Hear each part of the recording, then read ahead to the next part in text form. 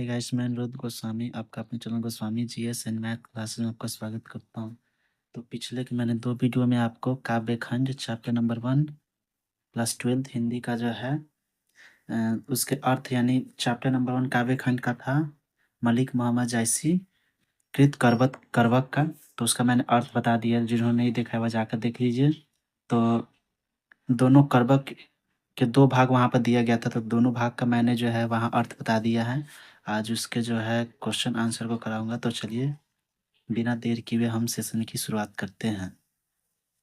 कवि ने अपने एक आँख की तुलना दर्पण से क्यों की है? तो कवि ने अपनी एक आँख की तुलना दर्पण से की है, जो कवि के अनुसार सर्वथा सार्थक भी है। जिस प्रकार से दर्पण प्रतिबिंब को स्वच्छ एवं निर्मल रूप से वास्तविकता के साथ प्रस्तुत करता है, ठीक उसी प्रकार प्रस्तुत शीर्षक करवक में जो है, यहाँ पर आप ऐसे दे दीजिए। करवक के कवि मलिक मोहम्मद जायसी ने भी अपनी पदों के माध्यम से स्वच्छ एवं निर्मल वास्तविकता का चित्रण किया है। कवि ने अपने एक आँख से ही इस संसार के वास्तविक प्रतिबिंब को लोगों के सामने प्रस्तुत करने का अथक प्रयास किया है, तथा उसमें मलिक मोहम्मद जायसी जो है सफल भी रहे हैं। अतः कवि ने अपने एक आँख की तुलना दर्पण से की है। यानी आपको पता है कि मलिक मोहम्मद जायसी का एक आँख से क्या थे? अंधे थे। फिर भी उन्होंने एक ही आँख से सारे जग को देखा। यानी उन्होंने कहा भी है कि जग सूझा एक ही नैना है। यानी उन्होंने एक ही आँख से क्या इस संसार को देखा है। फिर भी वह एक आँख होते हुए भी वह क्या है? अनेक रूपवान जो है, संसार के अनेक रूपवानों व्यक्ति से भी वह सुंदर है। क्योंकि आपको ही पता है कि कहीं भी जो है रूप से अधिक गुण की पूजा होती है।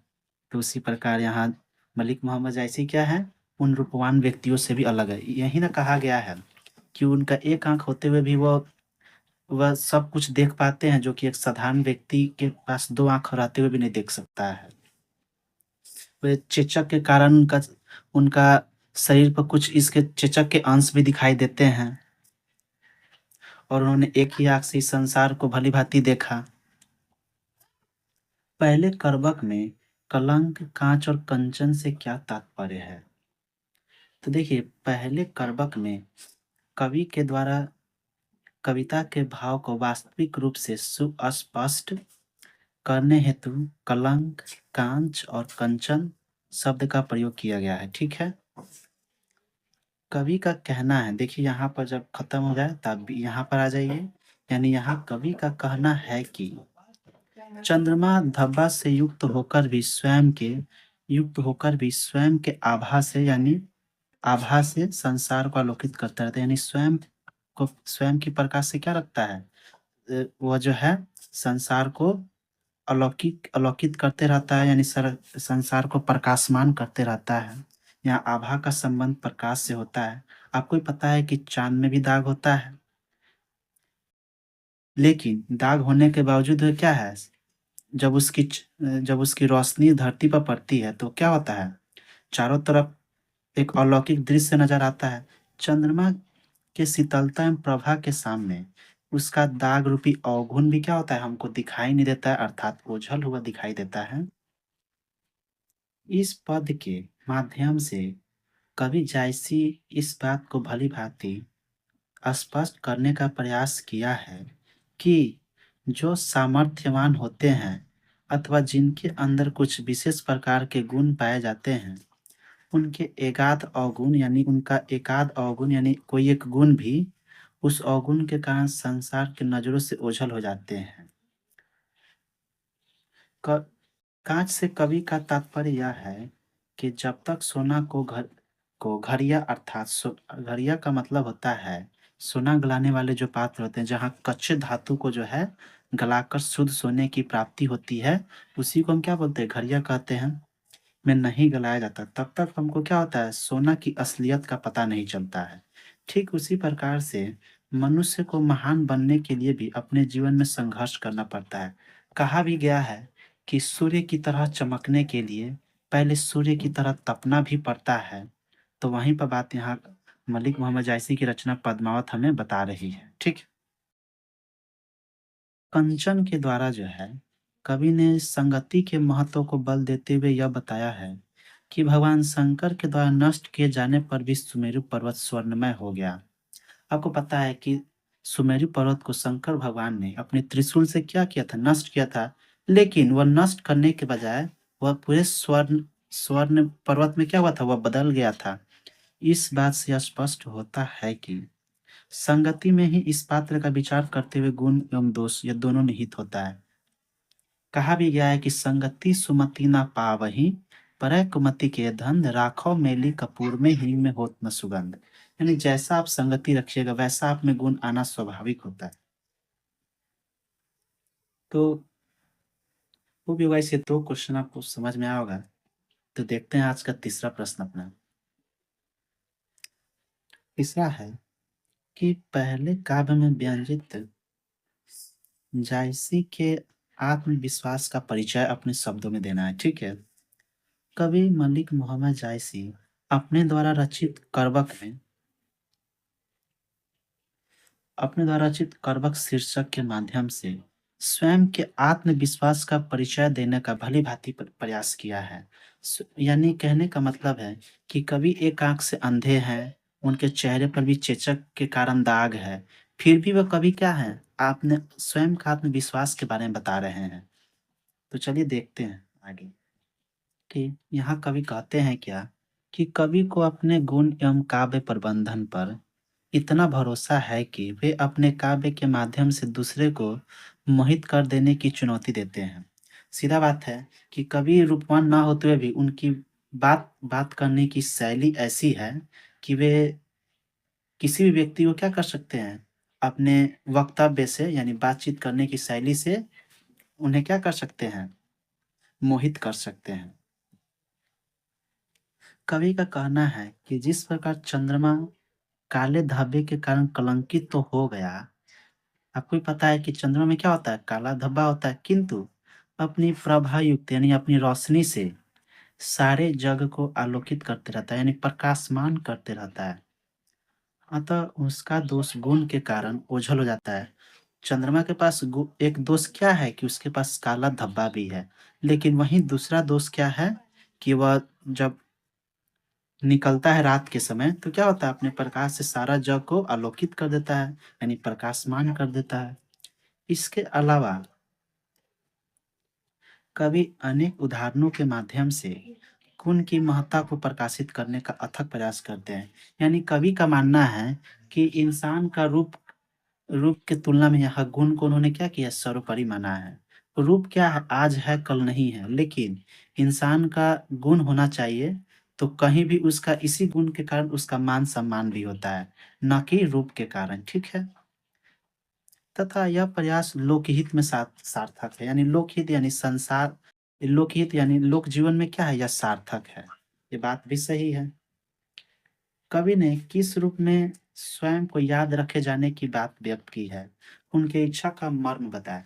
तो मैंने आपको जो है इस करवक का अर्थ बताते हुए समझाया था कि कवि उसमें यही कह रहे थे क्या कि उन्होंने पद्मावत की जब रचना की है तो उनमें उन्होंने 3 पात्र का नाम सबसे ऊपर लिया है। राणा रत्न सिंह का, पद्मा पद्मा सिंहन द्वीप की राजकुमारी पद्मावती का और दिल्ली सल्तनत के खिलजी वंश के शासक अलाउद्दीन खिलजी का नाम उन्होंने लिया है। यही तीनों का नाम लेकर कहानी के त्रिकोण करवक के त्रिकोण को उन्होंने पूरा किया है। जिस और ये भी उन्होंने उसमें कहा था क्या कि मैं इस संसार में रहूं ना रहूं, लेकिन मैंने जो पद्मावत की रचना की है वो हमेशा इस संसार में क्या रहेगा? विद्यमान रहेगा। क्यों? क्योंकि मैंने इतनी बारीकी ढंग से तीनों तीनों के चरित्रों का वर्णन किया है पद्मावत में, जो कोई भी उस जो है पद्मावत को पढ़ेगा तो उसके संबंध में 2 या 4 बोल अच्छे बोले बिना नहीं रह सकता है। यानी 2-3-4 बातें जो है बिना अच्छे बोले हुए नहीं रह सकता है। यही अर्थ मैंने वहाँ पर भी समझाया है। तो जिन्होंने उस अर्थ को नहीं देखा है तो पहले वहाँ जाकर आप देख लीजिए, फिर यहाँ पर आइएगा तो और अच्छे से समझ में आएगा। तो कवि ने स्वयं की स्मृति को इस जगत में कायम रखने हेतु कवि ने स्वयं की स्मृति को इस जगत में कायम रखने के लिए अपने काव्य को एक संगीतमय बनाकर इस संसार के बीच में प्रस्तुत किया है। उन्होंने क्या किया, एक काव्य को जो है संगीत का रूप देकर क्या किया, यानी करबक का रूप देकर उन्होंने क्या किया, प्रस्तुत किया है। कवि इस बात को भली-भांति जानते थे कि किसी लौकिक कथा के माध्यम से अपनी स्मृति को इस संसार में अधिक दिनों तक कायम नहीं रखा जा सकता है। कवि को यह पता भी था कि मैं जिस समय इस काव्य की रचना यानी पद्मावत की रचना कर रहा हूँ, तो मेरे इस रचना को आगे आने वाली पीढ़ी कैसे देखेंगे, कैसे उसको समझेंगे। तो उन्होंने क्या किया, रक्त की लेई से उसे गढ़ा है और अपने नयन के जल से उसे सींचा भी है। अतः करबक के रचयिता मलिक मोहम्मद जायसी कवि ने अनेकों नेक प्राकृतिक उपमाओं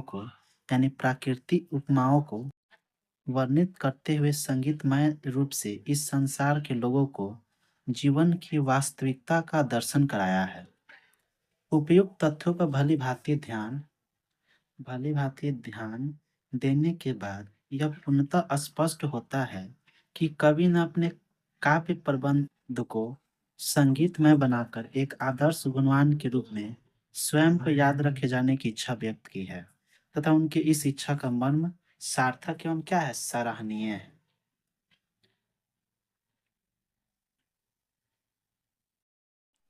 तो ज्वाला अंबाही डाब न होई, तौलय सुगंध बसाई न सोई। तो यह आपका प्रश्न नंबर 5 है। तो प्रस्तुत पंक्ति मलिक मोहम्मद जायसी कृत पद्मावत से लिया गया है। जायसी प्रेम के पीर कवि हैं एवं करबक शैली में यह इनका पद रचा गया है।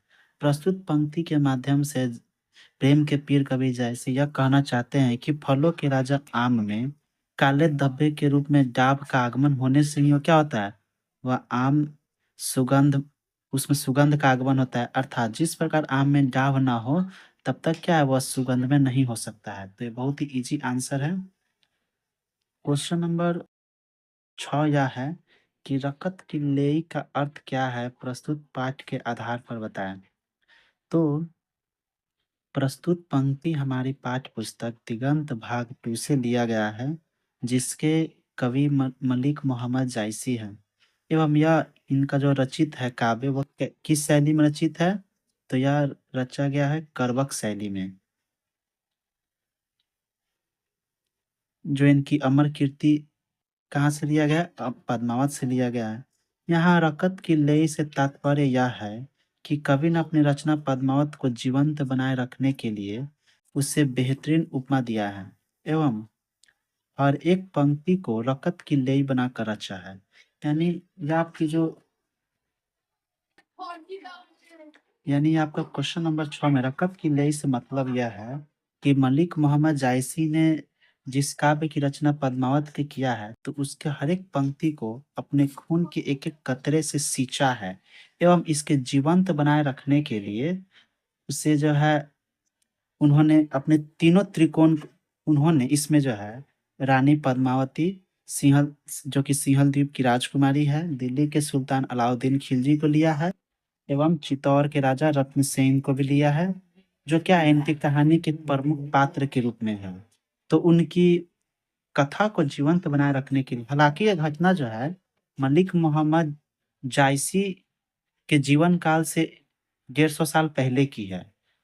हालांकि यह रचना जो है मलिक मोहम्मद जायसी के जीवन काल से 150 साल पहले की घटना है। या कह सकते हैं कि जिस समय हमारे देश में, यानी कह सकते हैं कि दिल्ली सल्तनत का राज्य था, उसमें भी दिल्ली सल्तनत में अलाउद्दीन खिलजी उस समय जो है दिल्ली सल्तनत का सुल्तान था। तो ये बेसिकली घटना उस समय की है जिसमें दिल्ली पर इनका इनका शासन था, अलाउद्दीन खिलजी का, और वहीं चित्तौड़ पर जो है राणा रत्न सिंह का शासन था। तो उस समय की बेसिकली घटना है, यानी कह सकते हैं कि यह अराउंड 1300 1304 या 5 की घटना है। जब आप हिस्ट्री पढ़ोगे इसका, तो उस समय आपको दिल्ली सल्तनत पढ़ाया जाएगा, तभी अच्छे से समझ में आएगा। तो यह बेसिकली हिस्ट्री घटना है, लेकिन मलिक मोहम्मद जायसी ने इसको जो है अपने काव्य के रूप में इसको जगह दिया है। तो यहाँ रकत की लेई से तात्पर्य यह है कि कवि ने अपने पद्मावत को जीवंत बनाए रखने के लिए बेहतरीन उपमा भी दिया है एवं इसकी एक एक पंक्ति को आंसुओं के जल से सिंचा है, जो उनके मरने के पश्चात भी जो है उनकी अमर कीर्ति के रूप में क्या इस संसार में रहेगा एवं जो भी इसको पढ़ेगा वो इसके जो है इसके उपलक्ष्य में जो है यानी इसके सम्मान में 2 या 4 शब्द बोले बिना नहीं रह सकता है। तो यह रहा इसका आंसर, देख लीजिए।